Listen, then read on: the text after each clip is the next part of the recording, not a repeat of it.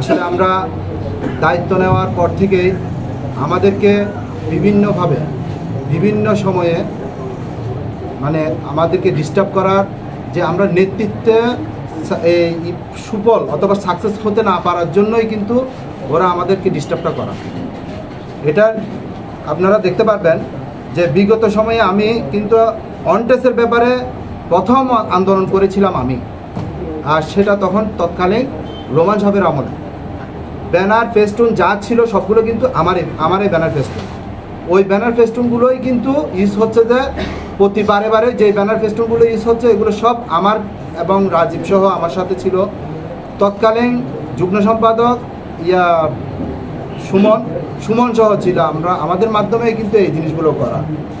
কিন্তু ওইখানে আমরা শুধু অনটেস্ট না, আমাদের ওই সময়ে রতন অপহরণ হয়েছিল, ফটিক ভাইকে সন্ত্রাসীরা হামলা করে হত্যা করেছিল, তারপরে জহির ভাই আরও কে জানি, ওদের নাম উল্লেখ, হ্যাঁ রায়গোপাল, এদের নামগুলো উল্লেখ করেই কিন্তু আমি তখন মানববন্ধনটা করেছিলাম। মানববন্ধনের করার মূল হচ্ছে যে কি, আমরা আসলে এই রেজিস্ট্রেশনের বিষয়টা কিন্তু আমাদের ইয়াতে পড়ে না, কিন্তু তৎকালীন সময়ে রেজিস্ট্রেশনের কথাটা আসছিল একটাই কারণ, সেটা হচ্ছে যে 60,000 টাকা করে তো ওই সময়ে কিন্তু নিয়েছিল বিভিন্ন প্রতিষ্ঠানকে দেওয়ার কথা বলে। এটা কিন্তু প্রশাসন কিন্তু অবগত আছে।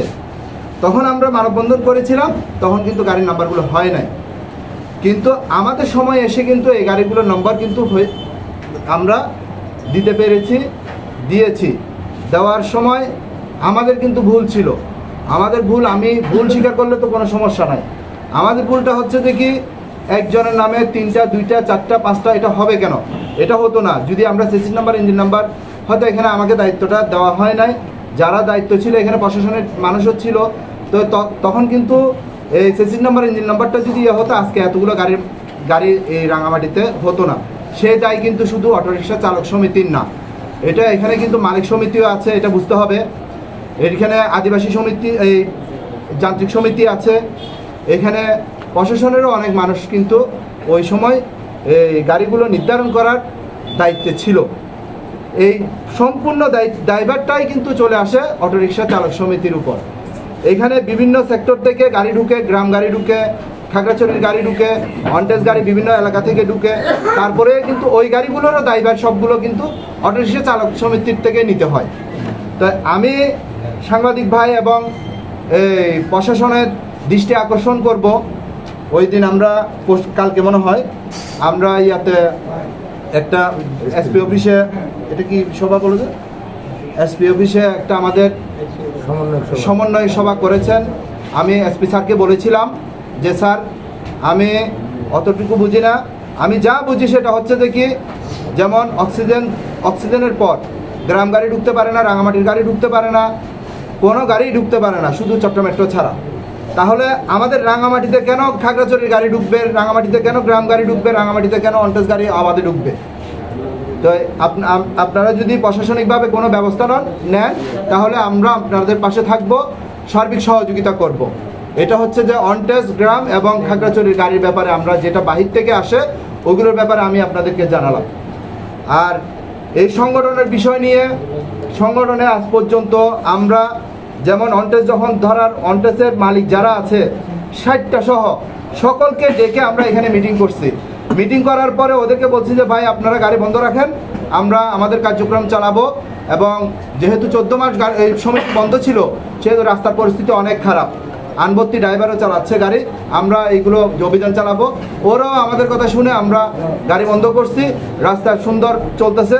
ওই বন্ধ থাকা অবস্থায় কিভাবে ওরা মানববন্ধন করে, আমি এই জিনিসটা আমার প্রশ্ন সাংবাদিক ভাইদের কাছে এবং আমাদের ড্রাইভার ভাইদের কাছে, যে গাড়ি তো বন্ধই করে দিছি আমরা, অনটেস সব গাড়ি বন্ধ করে দিছি, যাদেরকে বন্ধ করে দিছি এদের ছেলে মেয়ে জানে, এদের বউ বাচ্চারা জানে মানে কি কষ্ট।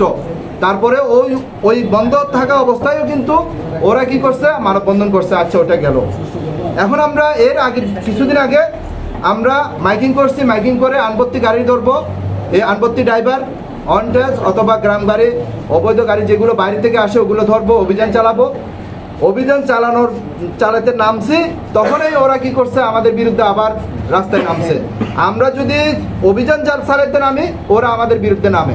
কিন্তু আমরা যদি অভিযান না চালাই, অবাধে যদি এই মানে রাস্তাঘাটে অবৈধ চালকরা, অবৈধ গাড়িগুলো যদি এসে এখানে যদি চলাফেরা করে, তাহলে কিন্তু ওরা কোনো বাধা দেয় না। এটা আপনারা ভালো করে খেয়াল করে দেখেন। এই এতদিনের মধ্যে 14 মাস বন্ধ ছিল। 14 মাস কিন্তু বৈষম্য ছাত্র বিরোধী আন্দোলনের যে ছেলেরা দায়িত্ব পালন করছে, ওদের পাশাপাশি কিন্তু আমিও ব্যক্তিগতভাবে ছিলাম। এবং আমি 14 মাস বন্ধ থাকার সময়ও কিন্তু আমি রাস্তায় কিন্তু আইন শৃঙ্খলার বিভিন্ন ইয়াতে কিন্তু আমি ছিলাম। কেন ছিলাম? আমাদের ড্রাইভার ভাইদের উপর কোনো ধরনের যাতে প্রশাসনিক কোনো স্টিম রোলার চালানো না হয়, সেই জন্য আমি সবসময় পাশে থাকতাম।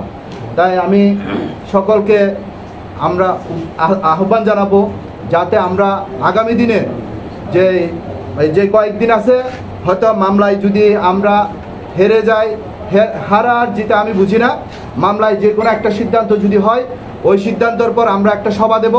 ওই সভা, এটা সাধারণ সভা হোক, বিশেষ সভা হোক, বিশেষ সভার মধ্যে আমরা হয়তো নির্বাচনের একটা প্রক্রিয়াতে চলে যাব। আর নির্বাচনের প্রক্রিয়ায় চলে যাওয়ার পর যে নেতৃত্বে আসবে সেই সংগঠন চালাবে। এখানে আমাদের কোনো দ্বিমত করার কোনো সুযোগ নাই।